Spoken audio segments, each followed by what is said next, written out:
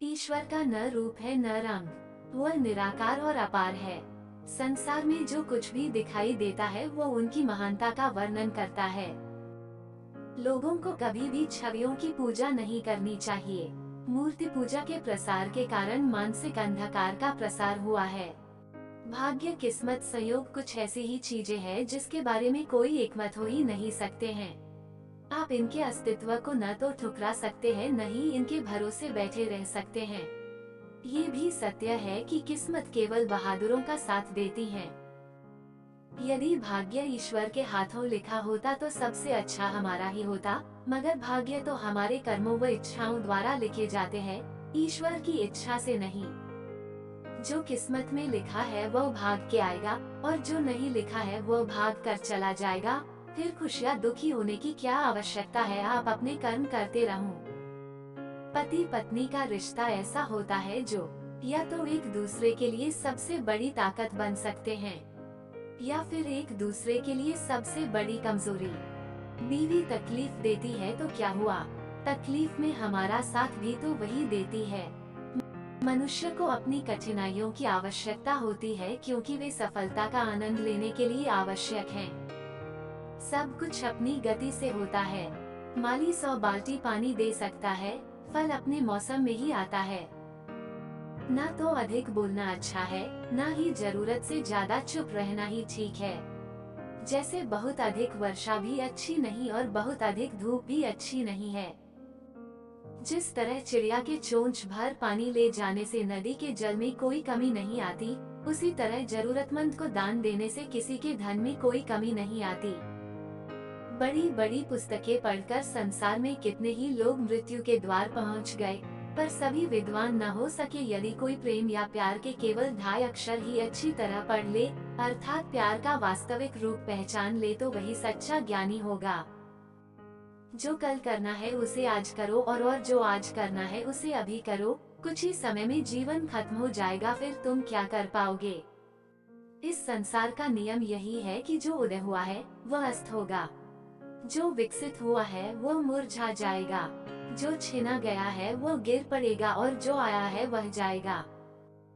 जहाँ पर आपकी योग्यता और गुणों का प्रयोग नहीं होता, वहाँ आपका रहना बेकार है। जैसे ऐसी जगह धोबी का क्या काम, जहाँ पर लोगों के पास पहनने को कपड़े ही नहीं हो। संसारी व्यक्ति का शरीर पक्षी बन गया है और जहाँ उसका मन होता है, शरीर उड़कर वहीं पहुँच जाता है। सच है कि जो जैसा साथ करता है वह वैसा ही फल पाता है। समुद्र की लहर में मोती आकर बिखर गए, बगुला उनका भेद नहीं जानता, परंतु हंस उन्हें चुन चुन कर खा रहा है। इसका अर्थ यह है कि किसी भी वस्तु का महत्व जानकार ही जानता है। मन में धीरज रखने से सब कुछ होता है।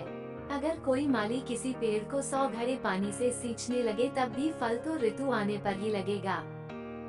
जो हमारी निंदा करता है उसे अपने ज्यादातर पास ही रखना चाहिए। वो तो बिना साबुन और पानी के हमारी कमियां बताकर हमारे स्वभाव को साफ करता है। अज्ञानी व्यक्ति काम कम और बातें अधिक करते हैं। ऐसे लोग खुद अपना तर्क रखने के बजाय सुनी सुनाई बातों को ही रखते रहते हैं।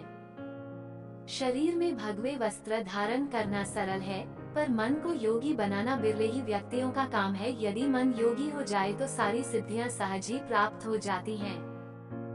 गुरु का स्थान ईश्वर से भी ऊपर है, क्योंकि गुरु की शिक्षा के कारण ही भगवान के दर्शन होते हैं। सज्जन को चाहे करोड़ों दुष्ट पुरुष मिले, फिर भी वह अपने भले स्वभाव को नहीं छोड़ता। चंदन के पेड़ से सांप लिपटे रहते हैं, पर वह अपनी शीतलता नहीं छोड़ता। इस संसार में मनुष्य का जन्म मुश्किल से मिलता है। यह मानव शरीर उसी तरह बार बार नहीं मिलता जैसे वृक्ष से पत्ता झड़ जाए तो दोबारा डाल पर नहीं लगता। सज्जन की जाति न पूछकर उसके ज्ञान को समझना चाहिए। तलवार का मूल्य होता है न कि उसकी म्यान का, उसे ढकने वाले खोल का। दुख के समय सभी भगवान को याद करते हैं, पर सुख में कोई नहीं करता। यदि सुख में भी भगवान को याद किया जाए तो दुख हो ही क्यों। जब गुण को परखने वाला ग्राहक मिल जाता है तो गुण की कीमत होती है, पर जब ऐसा ग्राहक नहीं मिलता तब गुण कौड़ी के भाव चला जाता है। खजूर के पेड़ के समान बड़ा होने का क्या लाभ, जो ना ठीक से किसी को छांव दे पाता है और न ही उसके फल सुलभ होते हैं। कुछ लोग भगवान का ध्यान फल और वरदान की आशा से करते हैं, भक्ति के लिए नहीं। ऐसे लोग भक्त नहीं, व्यापारी हैं, जो अपने निवेश का 6 गुना दाम चाहते हैं। अगर हमारा मन शीतल है तो इस संसार में हमारा कोई बैरी नहीं हो सकता। अगर अहंकार छोड़ दे तो हर कोई हम पर दया करने को तैयार हो जाता है। कभी भी पैर में आपने वाले तिनके की भी निंदा नहीं करनी चाहिए, क्योंकि अगर वही तिनका आंख में चला जाए तो बहुत पीड़ा होगी। जो प्रयत्न करते हैं वे कुछ न कुछ वैसे ही पा ही लेते हैं, जैसे कोई मेहनत करने वाला गोताखोर गहरे पानी में जाता है और कुछ लेकर आता है। लेकिन कुछ लोग ऐसे भी होते हैं जो डूबने के भय से किनारे पर ही बैठे रह जाते हैं और कुछ नहीं पाते।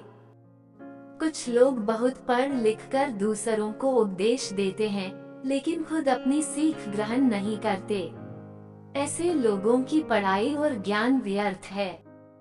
जैसा भोजन करते हैं वैसा ही हमारा मन हो जाता है, और हम जैसा पानी पीते हैं वैसे ही हमारी वाणी हो जाती है। जिस तरह जमे हुए घी को सीधी उंगली से निकलना असंभव है, उसी तरह बिना मेहनत के लक्ष्य को प्राप्त करना संभव नहीं है। जो व्यक्ति इस संसार में बिना कोई कर्म किए पूरी रात को सोते हुए और सारे दिन को खाते हुए ही व्यतीत कर देता है, वो अपने हीरे के समतुल्य अमूल्य जीवन को कौड़ियों के भाव व्यर्थ ही गवा देता है। हे परमात्मा, तुम मुझे केवल इतना दो कि जिसमें मेरा गुजारा चल जाए, मैं भी भूखा न रहूं और अतिथि भी भूखे वापस न जाए। सुखी व्यक्ति परिस्थितियों के अनुसार ढला हुआ नहीं होता है, बल्कि उसके जीवन जीने का दृष्टिकोण और नजरिया अलग होता है। नीच की नम्रता अत्यंत दुखदायी है। अंकुश, धनुष, सांप और बिल्ली झुककर वार करते हैं। किसी भी मनुष्य की इच्छा शक्ति अगर उसके साथ हो तो वह कोई भी काम बड़े आसानी से कर सकता है। इच्छा शक्ति और दृढ़ संकल्प मनुष्य को रंग से राजा बना सकती है।